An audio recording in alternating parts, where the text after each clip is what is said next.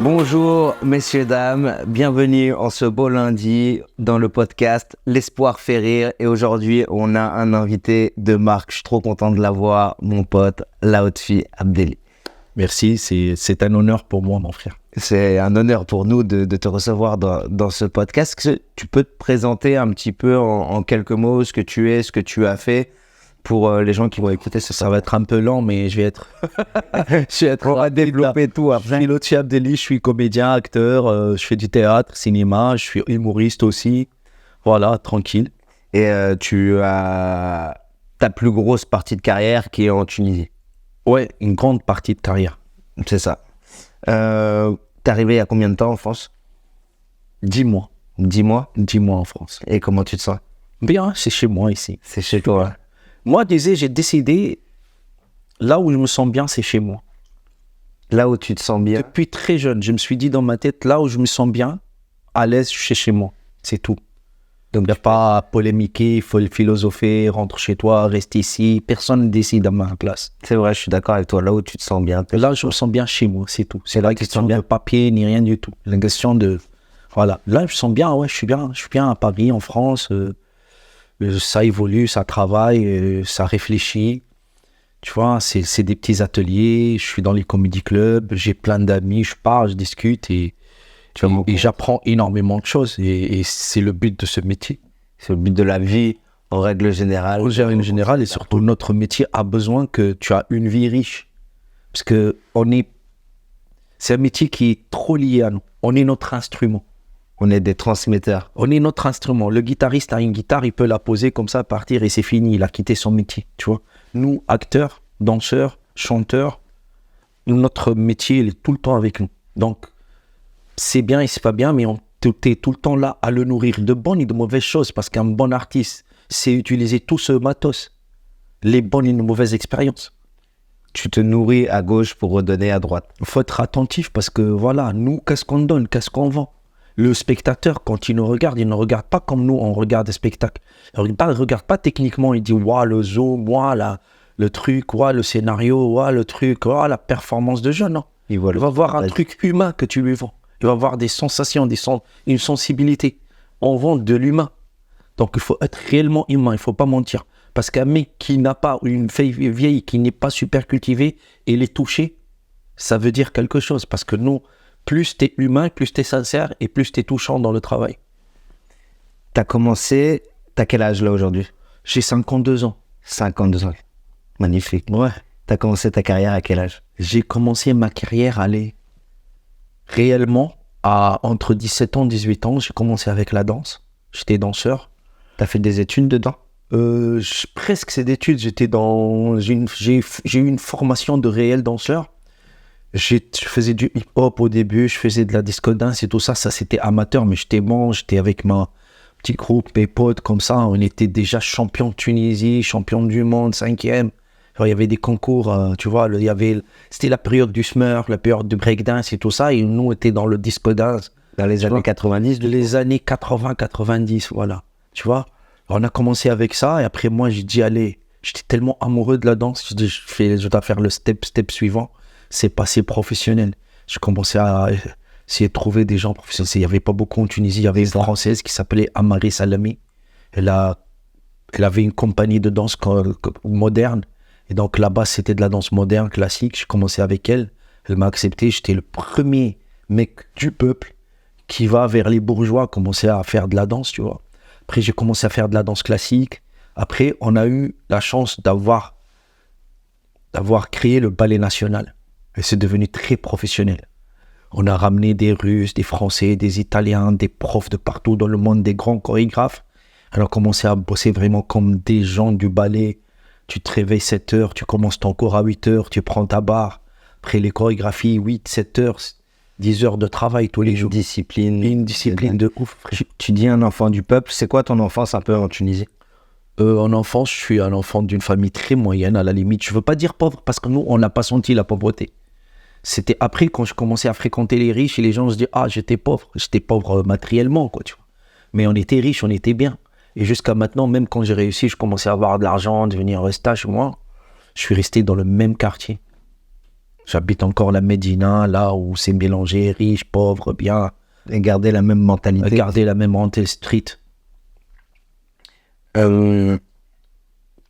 Comment, en Tunisie, du coup, tu as commencé à développer cette réponse, mais comment on arrive à basculer dans ce côté professionnel? C'est vraiment, tu as été tapé à sa porte, tu as dit j'ai envie de faire ça. Ouais, mais tu sais, je me rappelle, c'est une très belle histoire. Je me rappelle Anne-Marie Salami, c'était la chorégraphe de l'époque, c'était la meuf, c'est une grande française, belle, magnifique. Elle avait 1 ou 2 danseurs avec elle, mais c'était du côté de la ville des riches et tout ça, tu vois. Nous, c'est la banlieue qui est riche. Chez nous, on dit la banlieue. Quand on dit la banlieue, c'est à côté de la mer, Marsa, Carthage, des trucs comme ça de bourgeois et tout ça. C'était toute la bourgeoisie qui venait chez elle, mettait leurs enfants, dansaient et tout ça. Elle avait 2-3 professionnels avec elle qui venaient de la France et tout ça, mais c'était pour s'emballer à elle, qui s'appelait Ikra. Et moi, on m'a dit, attention, il y a une Anne-Marie Salemi. Moi, je parlais à peine français. Je devais dire 2-3 mots, bonjour, au revoir, des trucs comme ça, un texte pour survivre, tu vois. Et j'ai pris mon sac, j'avais 30 dinars sur moi, ce qui était l'équivalent de 7 euros, là. 30 dinars à l'époque, c'est comme si tu disais 300 euros aujourd'hui, quoi. Parce il y avait des cours privés. Et je suis rentré, je te jure, j'ai ouvert le truc, j'ai vu la salle de danse, il n'y avait que des filles magnifiques, belles, des bourgeois. Et moi, tu sais, avec mon petit complexe du mec qui vient du quartier, j'étais là. Et moi, je faisais faire que du smurf, des trucs comme ça, quoi, tu vois. Je me prenais pour un danseur. Et quand j'ai vu les mecs sauter, faire des trucs, des pirouettes, des trucs, j'ai dit, waouh. Je failli casser, elle me regarde, elle arrête le cours. Elle me dit, qu'est-ce que tu fais ici? C'est une vraie Française qui me parle, et moi, je dis, je veux faire la danse. Elle m'a dit quoi? Je dis, je veux faire la danse. Elle m'a mis derrière, le dernier truc. Moi, j'avais mes 30 dinars avec moi et tout ça. Elle m'a pas beaucoup parlé. Elle m'a dit, viens. Et elle m'a mis derrière, dans le dernier rang, tu vois. Je commençais à suivre les chorégraphies. C'était très dur au début, mais je me battais. C'était une question de service. J'ai dit, je veux suivre. Et elle a vu ça. Tac, je sais pas ce qu'elle a remarqué, ce qu'elle a vu, comment elle a osé. L'énergie que tu dégageais. Je sais pas ce qu'elle a vu. Et à la fin, moi, je dis bonjour, voilà, je veux faire de la danse, je veux passer professionnel. Elle m'a dit, qu'est-ce que tu as fait? Je dis, voilà, champion de Tunisie, des trucs, je veux faire des Skodas. Elle m'a dit, oublie tout ça. Tu viens prendre les cours. Je dis, 30 dinars, c'est combien? Elle m'a dit, gratuitement. Elle m'a dit gratuitement. Mais je sais pas si tu crois à ça, l'énergie que tu dégages, tu vois. Je sais pas ce que je dégageais, mais j'étais là. Et elle m'a dit gratuitement. Et pour moi, c'est les plus beaux moments de ma vie. Elle arrive à te dire, viens. C'était un moment extraordinaire. Me trouver déjà avec ces meufs, avec ces gens dans ce monde-là, avec la grande Anne-Marie Salami, c'est la première qui m'a ouvert les portes professionnellement, tu vois.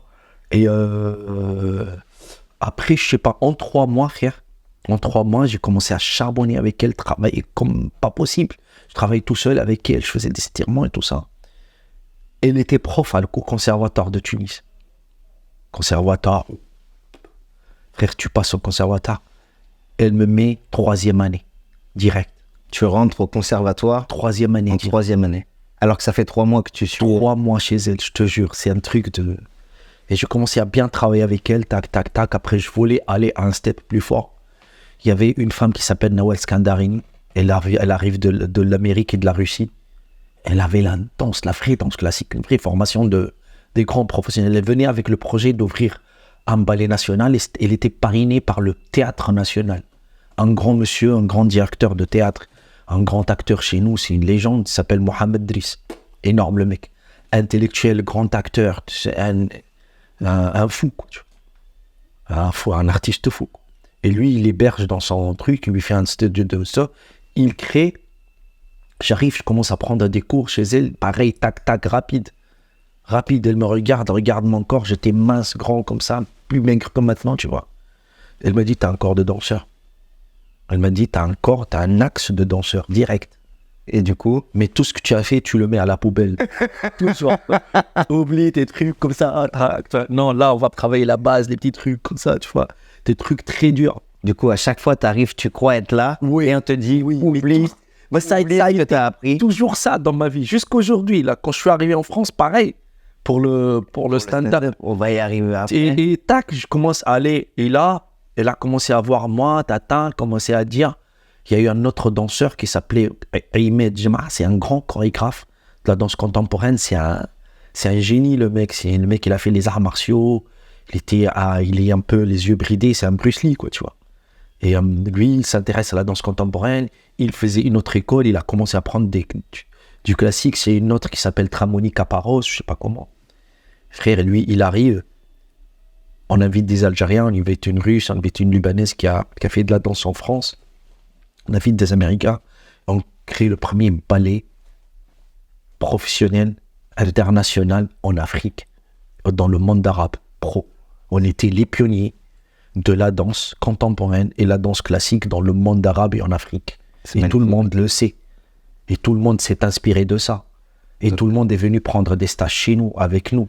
On est parti partout dans le monde danser. On a commencé à proposer, commencé à collaborer avec des grands chorégraphes internationaux, tu vois. Et c'est là où je suis monté. Et dans ma tête, aucun moment de ma vie, je voulais être acteur. À la limite, j'avais un petit mépris pour les acteurs. Je trouvais que physiquement, ils étaient... Tu disais, il n'y a pas le travail que j'ai mis. Ouais, non, je trouvais que c'était un travail de feignant. Je devais, à la limite, j'étais un peu handicapé physiquement, tu vois. Comment il bougeait, tout ça, je trouvais que c'était pas ça. Tu as commencé par... Après la danse, du coup, tu bascules à... J'ai commencé grâce à Ahmed Jemra, lui, qui était avec moi dans le ballet, en même temps qu'il était chorégraphe international. Il a commencé à avoir des grands prix partout dans le monde, dans la danse contemporaine, développer un langage, une langue.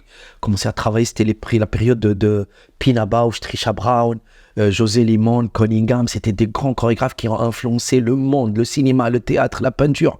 C'est pas des petits chorégraphes comme ça, c'est influencé tout le flux artistique, parce que tu sais, l'art ça influence, le cinéma influence la peinture influence la danse, tu sais, c'était comme ça, parce que, tu vois, et c'était cette grande période où la danse prenait un tournant de ouf, avec Pina Bausch, la grande allemande qui a créé la danse théâtre, frère.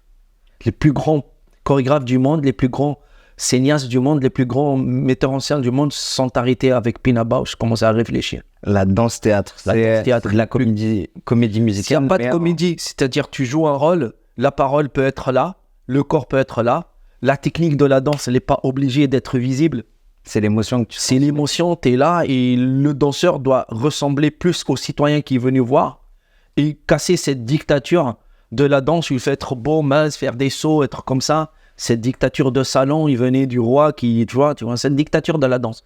Et la danse contemporaine et la danse moderne s'est rebellée contre ça déjà. Et toi, tu commences à faire ça? Je commençais à faire ça, en même temps je faisais le ballet parce que c'est un prestige, j'avais un bon salaire et tout ça. Je commençais à prendre goût à la danse contemporaine. Et de la danse contemporaine, j'ai commencé à jouer des petits rôles, évoluer. Et je commençais à prendre goût au rôle.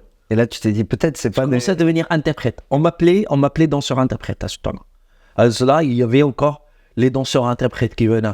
Tu maîtrises la technique, t'es bien, mais tu as le plus d'interpréter, de voir un regard, dire des petits mots, comme ça tu rentres avec un personnage, c'est plus une chorégraphie. Et à travers ça, j'ai commencé à être approché par des metteurs en scène de théâtre, et j'ai commencé mes premières pièces de théâtre, et bam. Pièces de théâtre, ma première pièce de théâtre, je kiffe de dingue, c'était tellement beau, que j'ai eu un des plus grands réalisateurs, il est mort, paix à son âme, tu vois, il est venu voir ma pièce de théâtre, il m'a choisi un premier rôle pour un énorme feuilleton, une série télévisée qui passe à la télé, et paf, je passe star direct. Direct, frère. Ça y est, chez nous, il y avait une seule télé. Et t'as quel âge à ce moment-là? J'avais 25 ans. Donc ça t'a pris 8 ans. Plus. 8 ans ou plus, oui. 17 ans, t'arrives à... Oui, à voilà, 8 ans, ça m'a pris 8 ans de travail, je continue à faire de la danse. Et t'arrives star en Tunisie. T'arrives star de télé, et tac, juste l'année d'après, un grand réalisateur me donne ma chance, mon premier rôle avec une grande méga star, jusqu'à maintenant qui est mon frère Fatih El Adewi. Et on me donne un premier rôle avec lui au cinéma. Et là, paf, t'as tous les grands réalisateurs tunisiens et du monde arabe commence à vouloir travailler avec moi. Trop bien. Après, j'ai eu la chance de travailler avec un des plus grands, je sais pas, c'est le Godard du cinéma tunisien et arabe, c'est Nouri Bouzid. Il m'a donné un premier rôle dans un film. Il m'a donné un second rôle dans un film, ça a tellement bien cartonné qu'il m'a écrit un premier rôle pour moi C'était le rôle d'un danseur qui vient de la rue, d'une famille pauvre, et que les salafistes, les terroristes veulent lui faire un petit lavage cerveau pour créer une bombe humaine de lui. Et le film est là, tu vois. Et on peut le voir où c'est en 2006, il est sur les réseaux, ça s'appelle Making of. En 2006, on tourne ça en 2005, il sort en 2006. Le film a eu 45 prix internationaux. Moi, j'ai eu 14 prix meilleur acteur dans le monde. Tribeca, New York, Robert De Niro, New Delhi, l'Italie, l'Espagne, l'Afrique, partout dans le monde, j'ai eu des prix meilleur acteur. Et toi, t'es comment? Dans ta tête, là, on sort de l'acteur. Toi, tu vis comment ce moment-là? Je le vis, non, mais je vais pas t'arrêter. Je vais, parce que n'oublie pas que je suis danseur. Je suis un mec des ateliers, du charbon, tu vois. Je vais ça comme une évolution artistique. J'étais bien, j'étais heureux. Pour toi, t'es dans ton axe. Dedans, j'étais mon axe, je travaillais, je faisais pas ma star, je travaillais beaucoup. Entre-temps, je faisais beaucoup de théâtre, beaucoup d'entraînement, les arts martiaux. Je faisais la danse encore, tu vois, parce que pour moi, ça y est, j'ai dit, je vais devenir acteur. Et le regard des gens sur toi, du coup? J'étais la star montante, j'étais le truc. J'étais pas encore le mec qui parlait beaucoup, qui faisait du one-man show, qui disait des choses, qui revendiquait. J'étais le mec qui était là, qui apparaissait dans les télé, dans le truc, qui faisait des rôles. Et en même temps, j'ai eu la chance de jouer des rôles très sympas et des rôles très dramatiques où les gens pleuraient. J'ai eu cette chance. Et j'étais dans cette dynamique de travail, cinéma, télé, théâtre, cinéma, télé, théâtre. Et à quel moment tu te dis, putain, j'ai envie de dire ce que je pense et de le faire Écoute, j'étais très marrant sur les plateaux avec mes potes, dans le bus, dans la rue, dans le café. J'étais très marrant, hilarant à la limite. J'étais là et j'étais obligé de faire des blagues sans vouloir un jour dire que je vais devenir le machin de maintenant, quoi. Tu vois, l'humoriste qui fait des trucs. Et j'aimais faire tellement ça que tout le monde, tous les grands artistes, tous les petits artistes, même nous les bousites, qui est considéré comme un grand réalisateur, il me disait, l'autre fille, toi, si tu fais ton one man, parce qu'il n'y avait pas encore du stand-up, ton one man, tu vas tout déchirer. Et là, ça te chauffe? Et là, moi, je disais non. Moi, je disais, parce que je viens de la vieille école, je disais, le jour où je deviendrai un bon acteur, je vais maîtriser mon art d'acteur. Je bascule. Je vais le faire. Je veux arriver en scène avec un moteur, sur scène avec un moteur de Ferrari. C'est intéressant de ouf ce que tu dis, parce que de ce qu'on disait en off tout à l'heure, tu retrouves toujours dans ton chemin, que ça soit de la danse à ce que tu es aujourd'hui, et on y arrivera après, mais ce truc de, ok, j'ai atteint ce step-là, je pourrais être là, comme ça, confort, et je me dis, non, ok, on oublie ça, ce que tu as eu avec la danse, c'est ce schéma que je répète. J'étais très demandé, j'ai commencé à faire des films étrangers, français, italiens, américains, anglais, j'ai même tourné un premier rôle dans un film maltais, tu vois, joué en maltais. J'ai tourné avec Jean-Marc Barr, un film canadien. J'ai eu un film qui s'appelle Cochon de Gaza, qui était en français, premier film, il a eu Oscar du premier film, tu vois. J'ai eu énormément de trucs, tu vois. Je me suis trouvé dans des festivals avec des acteurs, frère, si je te dis leur nom, tu vas me dire trop mytho, là, tu vois. Même quand je me rappelle, une fois, je me trouvais dans un festival, je te jure, je me trouvais avec... ils étaient là, ils étaient les stars du moment, quoi. C'était Clooney et Sharon Stone. Et moi, je prends une photo avec eux, tac, je la balance sur... Il n'y avait pas encore Instagram, je la balance sur Facebook. 90% des remarques, c'était Photoshop, frère. Les gens ne t'ont pas cru. C'était bien fait, le Photoshop. Et tu fermes ta gueule, tu dis rien, tu peux pas leur dire non. Je peux pas appeler Clooney et dire S'il te plaît, dis-le, j'étais avec l'autre fille, les gars. Tu finis par dire d'accord, je suis désolé, Photoshop, c'est... Et à quel moment tu atteins ce stade l'acteur que tu voulais être? À un moment, ça y est, j'ai commencé à travailler dans les plus grandes compagnies de théâtre. J'ai commencé à être confirmé par les maîtres, parce que nous, tu dois passer par des maîtres. C'est comme dans la danse. Le théâtre, c'est ça. Les compagnies, les maîtres, les plus grands là-bas, tu commences à être un bon acteur à leurs yeux. Et toi, tu commences à te sentir une vraie aisance d'un rôle à un autre. Bon, ça a évolué, avoir le métier, comprendre, ça y est. À un certain âge, tu te dis, je suis prêt. Et le jour où j'étais prêt, je me suis dit, allez, maintenant, on bascule. On bascule. Et j'ai commencé à écrire. Ton premier one man. Mon premier one man. Et chez nous, frère, Il n'y a pas de stand-up comedy club où tu vas essayer tes vannes. Il n'y a pas un public qui découvre des découvertes. Ça veut dire Nous, que t'es star, on vient te voir jusqu'aujourd'hui. T'es star, t'es connu, on vient voir ton spectacle, t'es pas connu. Même une mouche va pas rentrer te voir. Tu vois. Et j'ai écrit mon truc. tu dois arriver sur ton... Tu dois arriver avec ton spectacle écrit, bien rodé. Et nous, moi, j'ai réfléchi après. C'est après 4 ans, ou 5 ans, j'ai dit, mais quelle bêtise je suis en train de faire. Nous, l'avant-première, ça s'appelle une avant-première. Tu vois, l'avant-première, au lieu d'être en rodage, nous, on invite tous les poteaux, tous les metteurs en scène et tous les médias. Du coup, qui vont qui vont donner leur avis sur... Qui vont être là, ils vont poser des questions au public, ils vont être là et toute la Tunisie, tout le monde va voir et attendre en avant-première. Et jusqu'à maintenant, ils font la même chose. Et ici, avant, Gad, je connais parce que c'est mes potes, je les connaissais. Ils venaient avant de faire le spectacle. Il n'y avait pas des comédie clubs, mais ils rôdaient dans les villes, dans des petites salles. Tu comprends? En Tunisie. Non, ici, Ici, ouais. avant, à cette époque-là. Ils faisaient les tours. Ils faisaient un petit rodage, ils venaient après à Paris dire voilà, j'ai mon spectacle. Commencer avec des grandes salles. Toi, t'arrives. Non, frère, grande salle. tac, tu rentres direct. Et ça s'est passé comment cette avant-première? Magnifique. Et moi, je me suis dit un truc. Wallah, je me suis mis tellement la pression. Je me dis, si mon avant-première ne marche pas, ou marche même moyennement, Tu peux saboter ta carrière? j'arrête ma carrière. J'ai commencé le 13, j'ai dit j'arrête le 14. Je me rappelle, c'était un 13 juin, théâtre municipal, 1200 billets.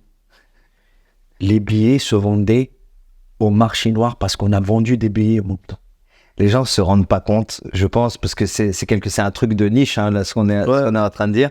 Mais 1200 personnes pour jouer la première fois son spectacle, Minimum à faire là-bas. c'est un truc complètement ahurissant. Là, pour 1200, c'était blindé, il y avait même plus. Et les gens étaient dehors, ils ne trouvaient pas de billets. Les billets commençaient à se vendre comme ça, noir. voilà. Marché noir, frère. Tu vois. Là, les gens aujourd'hui mettent 1 an, 2 ans pour avoir un spectacle qui est quasiment abouti. La Oui, plupart. mais c'est des manières et c'est des trucs différents. Bien sûr. C'est des schémas différents. Du coup, là, boum, avant-première, le lendemain. Et déjà, les radios, tout le monde, je commence à faire des interviews, les radios, tout le monde commence à parler. Et toi, tu prends un Et griffe. moi, c'était, tu sais, à cette période-là, là, je l'avoue, Gad, il le sait pas, peut-être il le sait. Cette période-là, le mec qui était dans la tête des Tunisiens modernes, c'était Gad. Il y avait personne qui les intéressait en Tunisie. Tu vois, parce que les autres, pour eux, ils étaient un peu, tu vois, vieillots, ringards. C'était Gad, parce que pour eux, c'est un arabe, en même temps, il la représente, moderne, il parle français. Et toute la génération, voilà, moderne, tout ça, se voyait en Gad. Et pour eux, j'étais encore rien en comédie, tu vois. Rien du tout. Mais en même temps, Moi, il y avait à la radio, j'ai dit, moi, j'arrive demain, Gad, je vais le détrôner. Je vais jouer avec de lui comme un ballon. C'est des phrases en arabe, je dis, pour être le buzz. Et cette phrase qu'ils sortent de leur contexte, et tous les radios commencent à mettre cette phrase, et tous les gens commencent à commenter, j'ai eu un buzz de ouf. Les gens m'insultaient. Des gens qui disent, non, il faut croire en lui. Pourquoi? Parce que c'est un Tunisien. Les gens de bourgeois qui, mais Gad, pour eux, t'es rien, t'es qui pour dire que Gad est comme ça. Et je savais pas si j'ai fait un bon truc ou ou un mauvais truc. parce que ça commençait à mettre une pression de ouf. À chaque fois, je faisais une interview. Alors, Gad, mêlé et tout ça, tu vois. Et t'as eu un feedback avec lui de ça? Non, on ne se connaissait pas. Moi, je le connais, je savais pas s'il me connaissait ou pas. Et on n'a jamais parlé de ça. Et moi, cette phrase, elle m'a beaucoup servi et desservi en même temps, tu vois. Parce que moi, j'ai dit, il y a un symbole quand même. Il faut le toucher, il faut Faut y aller. il faut mettre un coup de pied dans. Bien sûr. Tu vois. Et c'était dans la nid gap. C'était dans le nid gap. Et là, ça part dans tout. Ouais. C'était même pas dans la fourmilière. Et encore, il n'y avait pas les réseaux sociaux à l'époque. Il y avait, ça y est, il y avait Facebook comme ça. Il y avait des pages, des gens qui commençaient à m'incendier, à me fumer, tu vois. Et j'arrive avec mon spectacle. Et du coup, ça a mis les bouchons doubles. Et tu sais ce que je faisais? J'ai pris 2 metteurs en scène avec moi. C'est des potes avec qui je rigolais beaucoup. C'était des rigolos avant d'être des metteurs en scène. des metteurs en scène. Mais ils sont blindés, ils sont forts. C'est-à-dire, artistiquement, c'est des mecs qui connaissent le théâtre, qui connaissent Ils savent travailler. tout le théâtre. Et j'ai commencé à dire, moi, je vais moderniser le stand-up tunisien, le one-man show. C'est même pas venir avec l'intention de dire, je vais être là. Je vais être le premier à faire un truc révolutionnaire, nouveau.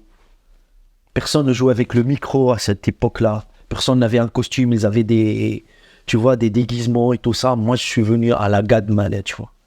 Moderne, costume, Et bien. tu parles de quoi dans ce premier Je spectacle? parlais de la société parce qu'eux, ils parlaient pas de la société moderne. Eux, ils parlaient de... Ils faisaient des situations. C'est quoi le contexte politique à ce moment-là? C'était tendu, c'était la dictature. C'est encore la dictature. C'était les dernières années de la dictature. Et Mais personne ne savait que c'était les dernières années de la dictature. t'avais pas peur de... Si, j'avais peur. Je disais pas... Pour te dire, je fais pas le super-héros. Hein. Je disais pas des trucs comme ça. Parce que je viens du théâtre. On a appris à vivre dans les dictatures et détourner de dire les choses. La métaphore. Dire les choses. On disait les choses. Et c'était plus intéressant. Parce qu'on les disait d'une manière que le public était là, il rigolait, en même temps il faisait comme ça, mais il était... Premier spectacle, il dure combien de temps? 2 heures moins quart. Et tu le tournes pendant combien de temps? 15 ans. 15 ans, tu gardes le même spectacle? Je garde le même nom.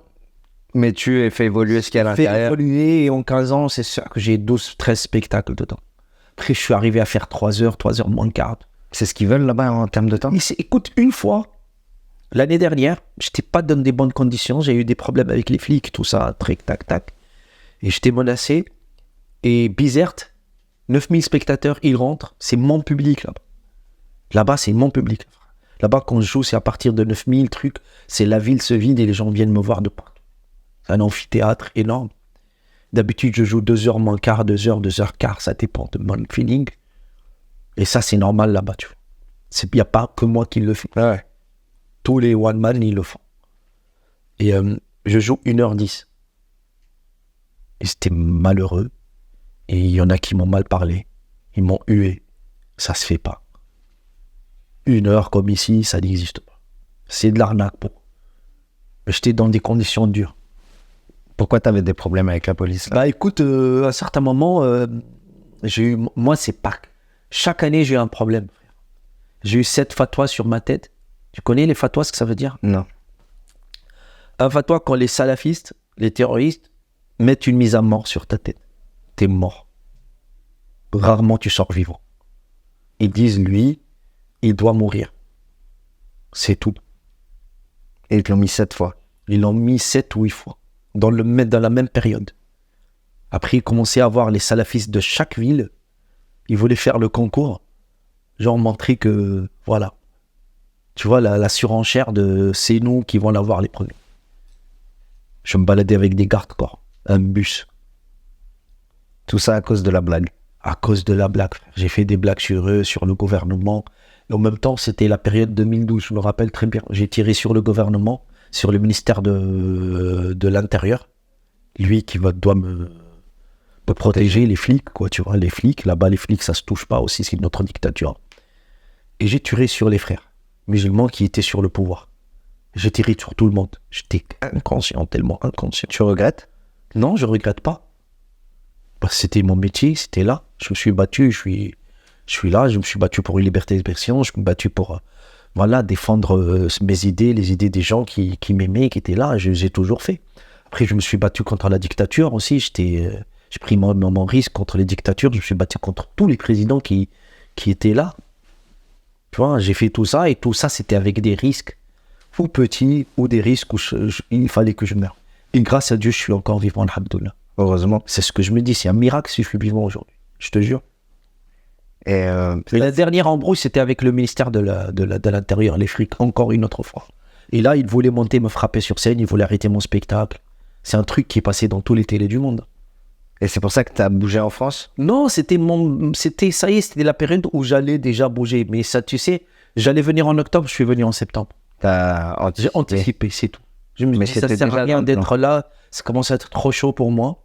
Et puis tu as peut-être atteint aussi encore dans ce schéma, ce niveau de... Ça y est, qu'est-ce que je vais faire? J'ai tapé sur tout le monde, j'ai parlé de tout, j'ai fait tous les films qu'il fallait faire, j'ai fait les trucs, j'ai fait des grandes émissions à moi, la Jimmy Fallon, j'avais un studio de 1000 mètres carrés, j'invitais tous les artistes du monde, j'avais tout le monde, tu vois. J'avais une grande orchestre, j'étais là, je faisais mes blagues, j'invitais mes potes. Et là, t'arrives en France. Et là, je me suis dit, allez, ça fait 3 ans que je pensais à partir à Paris. Mais à chaque fois, je voulais le faire. Je signe dans une grande émission, je signe un feuilleton, je suis ma tournée, je dis, allez, l'année prochaine, dans 6 mois. C'était l'oseille, tu vois. L'oseille, le travail, les opportunités. À un certain moment, j'appelle mon producteur, je dis, écoute, frère, je commence à avoir 50 ans, 51 ans. Si je le fais pas maintenant, je vais plus le faire. Je parlais avec ma femme, papa, avec mes enfants. Je dis, écoute, je crois que je vais partir en France. Avant que l'embrouille avec les flics arrive. Et je suis venu en octobre, la première fois, je me rappelle. Septembre, octobre. Et j'ai commencé.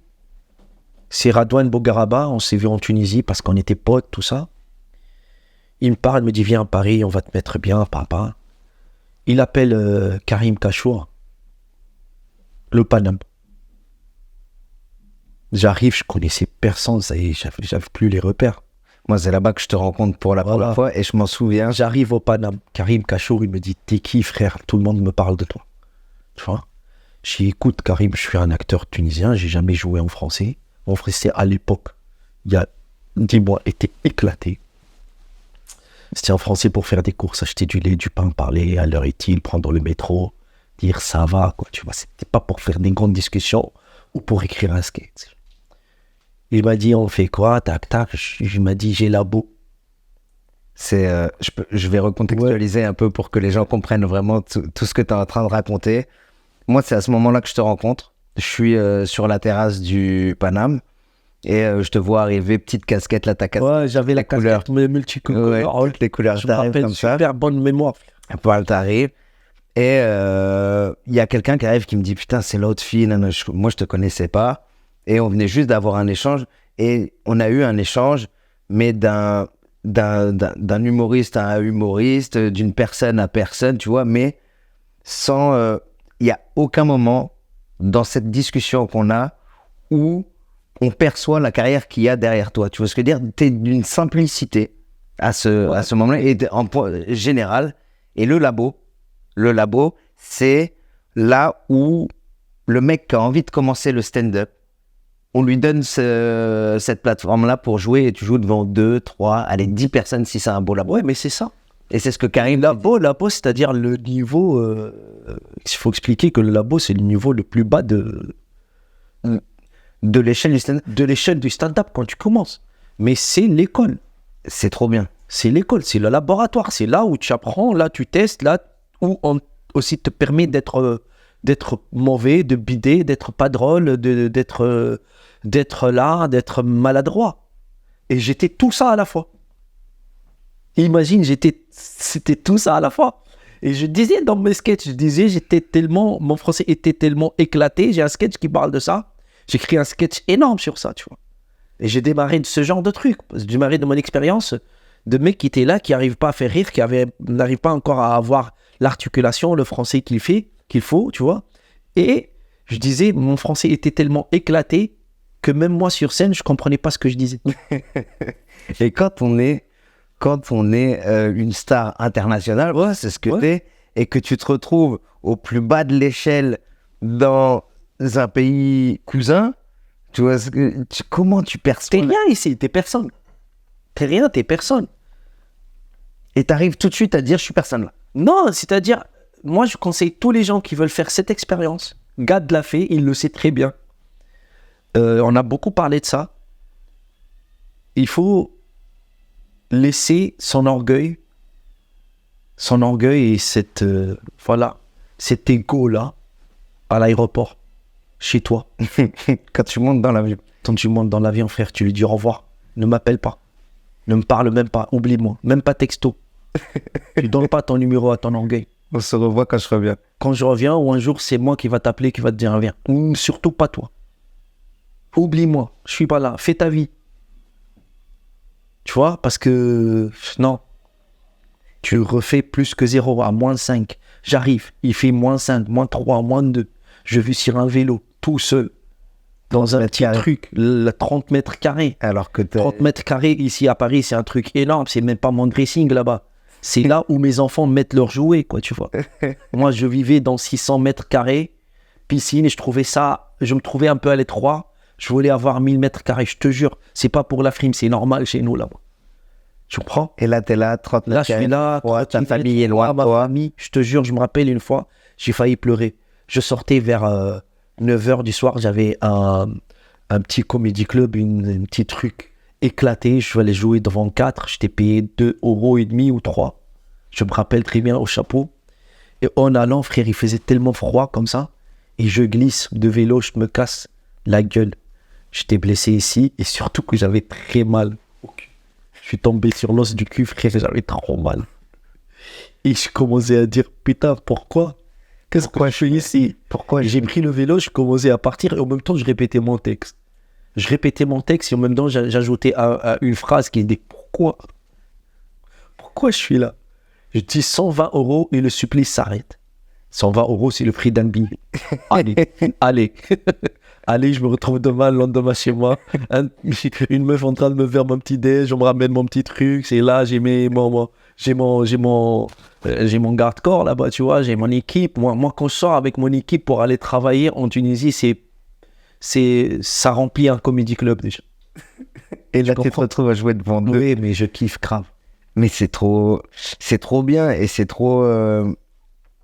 Je sais pas, je sens la sincérité dans ce que tu dis, parce qu'il y en a qui pourraient le dire comme ça en mode pour fausse humilité. Là, c'est hyper Il n'y a sincère. pas fausse humilité avec ça, parce que je suis là, je travaille tous les jours. C'est ça. Moi, je charbonne. Et moi, jusqu'à aujourd'hui, parfois, ça m'arrive de faire 8, 7, 9 comédie clubs par jour. Du grand comédie club au plus petit, parce que pour moi, tu me dis, ça m'arrive de faire parfois mon spectacle à Apollo, où je joue dans un public qui me prend pour une star, les Tunisiens viennent parce que je jouais en arabe. Et avant, j'ai joué devant 3 à 4 dans un truc de merde. Après, je suis allé jouer dans un comédie club où je joue maximum quand c'est rempli, allez, 60, 75, tu vois. Et je joue, frère, avec grand plaisir. Et parfois, ça m'arrive de faire des Olympias ou des dômes avec Radouane et tout ça. Et direct du dôme d'Olympia, je dis pas, allez, on va fêter ça, on a fait l'Olympia, le dôme. Vélo, pas comédie club. Je faisais des chichas, frère. Charbon. Chicha, frère. Devant des mecs qui te regardent comme ça, t'es leur pute. Ça, ouais. Pour eux, dans leur tête, t'es la stripteaseuse, quoi. C'est le pire endroit pour du stand-up, mais en même temps, c'est le meilleur. J'ai joué dans des chichas, frère. Mais ça marchait, hein. Ça marchait. Ma première chicha, c'est Sparrow qui m'appelle, me dit, je t'envoie dans une chicha. Sparrow, c'est un exemple pour moi. C'est un des meilleurs stand-uppers et comiques français pour moi. C'est-à-dire, c'est un des mecs qui m'inspire. Sincèrement, je le dis. Et les gens qui n'ont pas encore saisi Sparrow, que c'est un grand, ils n'ont pas encore compris le stand-up. Freycinet, Sparrow, tu vois, Leur équipe, Jimo. l'équipe Tumo, Redouane, tous ces gens-là. Farid, de l'autre côté. Moi, c'est C'est des Jimmy Lee. inspirations. Moi, c'est des inspirations, frère. Chacun sa manière. Gad dans un autre registre. Ouais. Ça ne veut pas dire qu'il est mieux techniquement, mais Non. c'est une légende, Gad, c'est Tu autre prends chose. un truc, Après, je prends de Gad, tout ça, c'est des gens qui m'inspirent beaucoup. La nouvelle génération m'inspire beaucoup, hein, aussi. C'est pas, tu vois. Mais Sparrow me dit, l'autre fille, il est temps que tu fasses une chicha. Et tout le monde ici m'a dit, jamais chicha. J'ai eu le témoignage des grands ici qui m'ont dit, on a bidé, c'était le truc qu'il faut pas faire.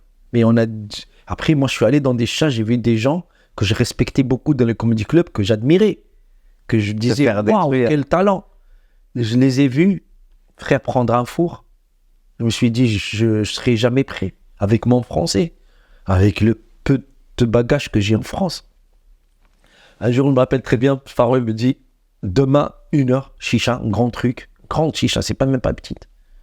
Je commence à trouver des excuses, il m'a dit, tu passes. Je passe. Le premier que je vois, c'était un Français qui jouait. C'était chez lui. Il prend un four. Et tout le monde était là. Il y avait des gens que je voulais pas qu'ils me voient. Les gens du stand-up étaient là. C'était la chicha où il allait le soir prendre un chicha. En même temps, c'était un comedy club. Non, frère, et ça parle ici. Hein. Ils vont se dire, le Tunisien est venu. Le Tunisien est vaincu. Ça parle ici. Et dès que je les ai vus, J'ai pas vu le moment, j'ai vu le lendemain dans les comedy clubs, les gens en train de dire c'est lui qui a bidé. C'est le Tunisien qui a bidé, tu vois. J'arrive et je vois le deuxième qui marche à peine, il est fort.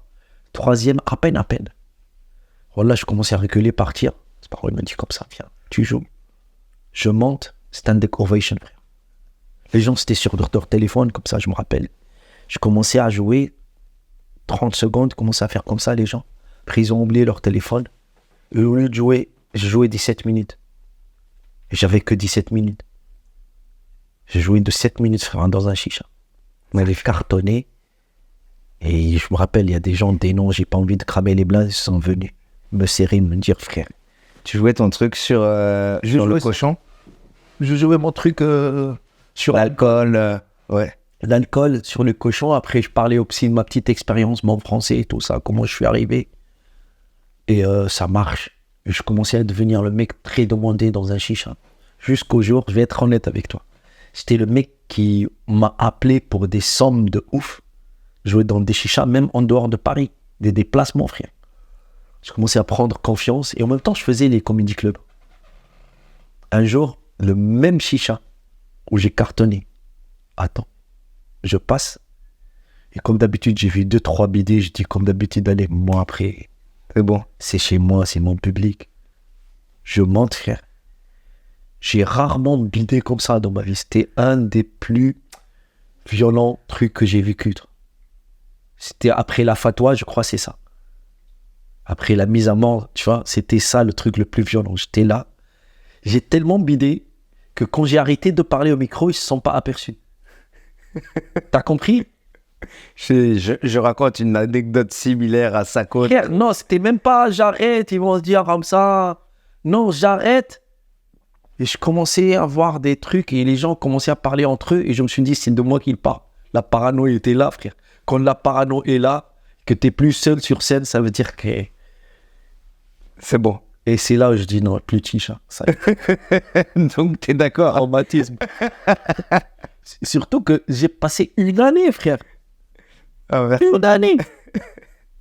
Et là, c'est quoi le... Tu n'as pas d'objectif, mais t'aimerais faire quoi? Non, j'ai des objectifs. Tu peux pas avancer sans objectif. Là, sans objectif. Même dans le rien, il y a un objectif. C'est ça. Même quand tu as dit j'ai envie de passer une année et je fais rien, il y a des objectifs pour le rien, le bon rien. Le rien constructif. On n'est pas dans un truc où je suis là pour perdre du temps. Mon objectif, c'était au début, je viens en octobre, je t'ai dit, et pour le plus de laboratoire, pour voir si c'était possible techniquement, comme un mécano de voiture. La pièce, elle passe ou pas? Est-ce que je suis capable d'avoir des rires en français ou pas? Ça, c'est coché. C'est ça, bon. C'était, sinon je rentre chez moi, je dis, bon, c'était bien, magnifique la France. Je reviendrai à chaque fois, chaque mois, faire mon spectacle arabe à l'Apollo ou je sais pas où. Je suis bien, j'ai des copains, pack, ça arrête là. Moi, je suis clair et net, il n'y a pas de rêve, il n'y a pas de faux rêve. Tu vois, t'es là, t'es clair, tu sais ce que tu veux après cette carrière quand même. Je me suis dit, techniquement, il n'y a pas de truc Zama et tout ça, tu vois, tu viens techniquement, tu vois, la pièce, le mécano, le vrai mécano, il te dit, oui, elle ressemble la pièce, mais c'est pas elle. Ça rentre, ça rentre pas. Ça rentre, ça que tu fais, ça marche pas. Là, on a vu, c'est bon. J'ai mis, tac, ça a commencé. Après, moi, je n'étais pas un bon conducteur, je connais pas la route, je connais pas le code du route, j'étais mauvais conducteur, mais la voiture a fonctionné, frère. Je rentre chez moi, je passe l'été, parce que j'avais ma tournée, et j'ai dit à ma meuf, voilà, maintenant, j'ai compris, là-bas, c'est pas, tu passes 10 jours et tu rentres. C'est je m'installe et je travaille. Tu t'installes et tu t'en travailles, et là, je viens de loin, je suis trop loin, il me faut minimum, au début, 1 an, tu vois, pour être là. Il m'a dit, d'accord, ça va être dur, papa. J'ai dit, je vais revenir chaque mois, peut-être, 10 jours. Je vais faire fin jour, les cosses, le plus dur, mes enfants. Ma femme m'a compris parce qu'on était toujours dans cette dynamique de dire, voilà, je t'encourage dans ton délire, dans ton chemin, tu m'encourages dans ton chemin. Aucun moment on se dit non, même si c'est dur. À aucun moment on se dit, ouais, tu m'as quitté, c'est pas bon. Parce qu'on va le regretter après. Ouais. On va se dire, c'est toi. C'est toi qui m'as arrêté dans mon truc où je voulais faire un truc. Donc vous laissez cette liberté. Ouais, frère. Oui, tu es là, elle est chercheuse, une anthropologue. Je l'aide, elle m'a dit, je vais partir en Amérique, faire mon truc. Je dis, d'accord, c'est douloureux, on trouve un moyen, mais tu vas le faire, tu vois. Je suis parti Et j'ai eu ce problème avec les flics, je les ai trop chauffés, j'ai trop poussé. Voilà, j'ai dû faire un truc terrible avec les flics. Je me dis, allez, c'est devenu un peu l'enfer. J'ai un peu eu peur pour ma sécurité. Tu vois, je me suis cassé. C'était déjà prévu, j'avais mon appart ici, tac, tac, je suis venu. Avant 2 mois. Un an, ce que tu disais tout à l'heure en septembre à la place d'octobre, charbon pendant un an. Charbon, Et là aujourd'hui, Et charbon, c'était le premier truc que j'ai dit, allez, charbon, je dois devenir marrant. Je dois devenir le mec que mes collègues soient 2 gars jusqu'à je sais pas qui, jusqu'à le premier qui vient de débuter. Il me voit, il me dit, l'autre fille, il est bon, parfait, il est marrant.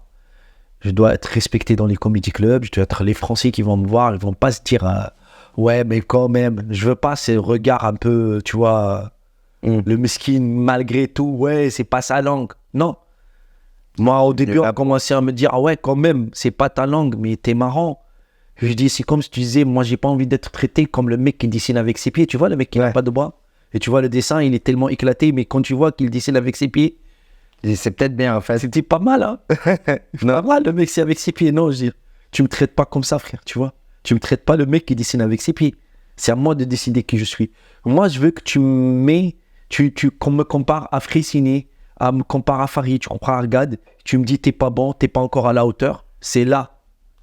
Tu comprends ou pas? De ouf. C'est de la prétention d'être bon, c'est tout, c'est pas... C'est un chemin toujours d'aller chercher le meilleur dans ce que tu je t'ai dit, j'ai commencé de 0-0 à chaque fois, je commence de 0 dans ma vie. Et j'y arrive.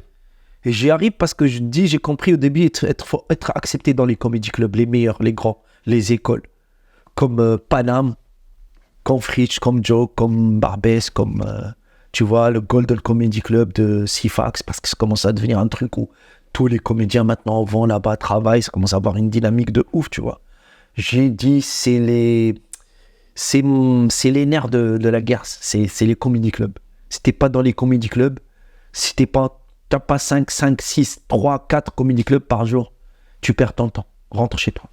Et je commençais à être bien accepté. Il y a des comédie clubs qui m'ont accepté. Il y a des comédie clubs qui m'ont dit t'es encore bon. Il y a des comédie clubs qui étaient un peu timides avec moi. Ils te donnent une date, 2. Et après, tu as été chercher le max. Et ce qu'on m'a donné, j'ai pris, frère. J'ai pas fait d'histoire. J'ai vu des gens qui commençaient à arriver. Un an, ils commencent à dire ouais, mais moi, tu sais, tu me mets pas. Je suis bon. Moi, je dis, je suis bon ni rien du tout. Je dis, le jour où je vais devenir bon, ils vont le voir. Et ça sert à rien de leur dire. C'est beau ça. C'est un beau message d'espoir que tu nous donnes depuis tout à l'heure. Je t'ai parlé un peu de l'assaut qu'on est en train de monter. Ouais, Sperencia. Magnifique. Sperencia. Donc, la vocation de Sperencia, c'est l'espérance. C'est ça. Donner un maximum d'espoir, en recevoir, échanger. C'est un peu tout ce qu'on a dit tout à l'heure. C'est prendre pour redonner. Pour moi, c'est ça l'espoir. Pour toi, c'est quoi l'espoir? L'espoir, c'est ça, frère. L'espoir, c'est que tu viens là où il n'y a aucune porte. Même pas des portes fermées. Il n'y a pas de porte, il n'y a rien. Parce que le désespoir, c'est le truc qui peut tuer, qui peut créer des monstres après. Qui peut créer parce que, tu sais, les gens, quand ils sont des génies, il n'y a pas d'espoir, ça devient des monstres. Ça devient des terroristes, ça devient des tueurs, ça devient des fous, ça devient des dictateurs, ça devient des gens super frustrés qui veulent du mal aux autres. Parce que plus tu es sensible, plus tu es génie, plus tu as des choses à dire, plus on t'opprime, plus on ne donne pas la chance de développer ça. Ça va se retourner contre toi, tu vas devenir un malade mental. Un mec aigri. Et donc moi, je viens des endroits, je viens d'un quartier chaud, je viens d'un quartier où moi, si je suis devenu un tueur ou un voyou, c'est dans les trucs, c'est normal, c'est logique. C'est là d'où je viens. Et l'espoir t'a fait devenir un autre fiable des... Et là, c'est même pas ouvrir des portes fermées, blindées. C'est créer là où il n'y a pas de porte. C'est créer un petit trou, tu vois la lumière, après tu agrandis, après tu dessines une fenêtre, tu dessines une porte, après ça devient une autoroute pour que les gens passent. L'espoir te fait deviner cette porte. Il faut devenir créateur d'espoir. C'est même pas attendre que l'espoir va vers toi parce que tu es locomotive. Il y a des gens qui attendent que l'espoir peut-être il vient pas. Qu'est-ce que je fais? Parce que je suis pas dans la bonne place. Je le crée. Je le crée, frère. Je viens là où il y a rien pour moi, je crée la demande. C'est beau. L'espoir, je le crée. Parce que je viens en même temps, frère, je crasse pas dans la chaude. Je viens en France, à Paris. Paris, c'est la ville et la capitale francophone, le numéro 1, le Formula 1 aujourd'hui, du stand-up français. Les gens le savent pas. C'est comme New York, comme Londres. C'est francophone. Tu veux jouer n'importe quelle ville en France, à Montréal, en Belgique, en Suisse, il faut venir à Paris apprendre Le stand-up. Et même si tu es fort là-bas, tu viens ici et tu te dis, ah, j'étais pas fort. J'ai vu des mecs venir avec la prétention de venir des provinces, des villages ou des champs, et comme ça va, ils pensent, ah, moi, je suis là-bas, ils viennent ici, ils disent, ah, oh là là, Il y a du chemin. comme ça. C'est trop rapide là pour moi, tu vois, il y a du chemin, il y a tout à refaire. Et tu arrives et tu trouves des mecs, des milliers, des centaines, des gens qui travaillent comme des fourmis. Il y a des gens super forts. Il y a des jeunes qui commencent déjà super forts. Il y a des gens qui sont là depuis 10 ans, 15 ans. Dans les comedy clubs, frère, ils sont forts. Ils sont rapides, ils sont là. C'est de l'MMA. Ils ont une force de frappe avec le public, une rapidité, la vanne, tout ça. Tu te dis, waouh, moi, je suis un professionnel. J'ai vu tout de suite ça. Frère, comment être dans tout ça? Comment gagner du temps? Comment travailler? Comment absorber cette énergie? Comment être là, devenir un des meilleurs? Devenir considéré par un des meilleurs, ils vont dire l'autre fille, lui, quand il arrive maintenant sur scène, il fait la différence. Et tu vois comment ce voyage que je veux entreprendre, du coup, d'aller jouer à travers toute l'Afrique, toi qui as déjà joué pas mal quand même. Tu as vu ce que je te racontais, frère? Ouais. C'est rien par rapport à ce que tu fais. Si, tu as vu beaucoup de choses. Oui, mais c'est rien, frère. Toi, tu prends ton vélo de la France, tu vas traverser toute l'Afrique. Frère, et tu vas jouer, c'est pas traverser tes touristes, tu vas traverser, et un vélo, moi je traverse Paris en vélo électrique, je me prends pour un champion. Là, moi je suis venu en vélo électrique, frère, assister, je me suis dit, oh là là, t'es ouf, frère, t'es un exemple. Toi, il faut qu'une télé ou 2 ou 3 parlent de toi, t'es un exemple, frère. T'es là, t'as tout le confort qu'il faut. T'es là, tu es en France, t'as tous les conforts. Ma zone de confort, c'est l'inconfort. L'inconfort, oui, mais nos racines, frère. C'est vrai. La douce va me manquer d'être. Si on galère pas, nous, on n'est pas chez nous. C'est vrai. Non, mais frère, tu as choisi de faire une galère, mais en plus, c'est un voyage de ouf. C'est un voyage culturel, c'est un voyage personnel, c'est un voyage intérieur, humanitaire. C'est un truc, tu traverses des villes, tu traverses le vent, la pluie, la chaleur, les gens, la peur, tu sais même pas ce qui va t'arriver. T'as un seul pneu, frère, de rechange. Je sais pas, je suis sûr que tu peux pas emmener plus que 3 slips, c'est lourd. C'est vrai. Tu peux pas emmener plus que 3 slips, frère. Imagine qu'on te vole tes slips un jour où tu perds ton sac. Je suis mort. T'es mort, frère. C'est vrai. C'est vrai. Tu peux pas, même ta carte de crédit, parce qu'il y a des endroits où il n'y a même pas de carte de crédit. Tu es là, mais ça c'est un plastique, c'est un papier, il sert à rien. Ça va être... Voilà, il y a des endroits où il faut apprendre à pêcher ou à chasser, je sais pas. Ton instinct de chasseur va... surgir. Oui, apprends à chasser avant de partir. C'est vrai. Voilà, il y a des endroits où tu vas rien trouver. À part peut-être... Il y a des endroits où tu vas broyer des plantes pour boire de l'eau. T'as trop regardé Man vs Wild. Mais non, mais tu crois... peut-être tu crois que tu dois faire Paris, Lausanne... Non, je sais où je mets les pieds. Ça va être dur. Je sais que ça va être dur. Je vais passer les plus beaux et les Il y a des endroits, même le soleil ne vient pas. Dit, c'est trop chaud pour moi. Et ben, j'espère que tu vas suivre ça et qu'on va... Oh, je suis un de tes premiers fans, frère. Merci, la haute fille. Merci beaucoup. Ça me fait super plaisir. De nous avoir donné ton temps comme ça. Un petit message de fin. Bah, il faut se battre. Il faut se battre hein, pour avoir ce qu'on veut. Bien, oui, c'est sûr. L'espoir fait rire, messieurs, dames, et fait vivre aussi. Merci beaucoup, la haute fille, pour ce partage. Merci à toi. Merci, mon ref.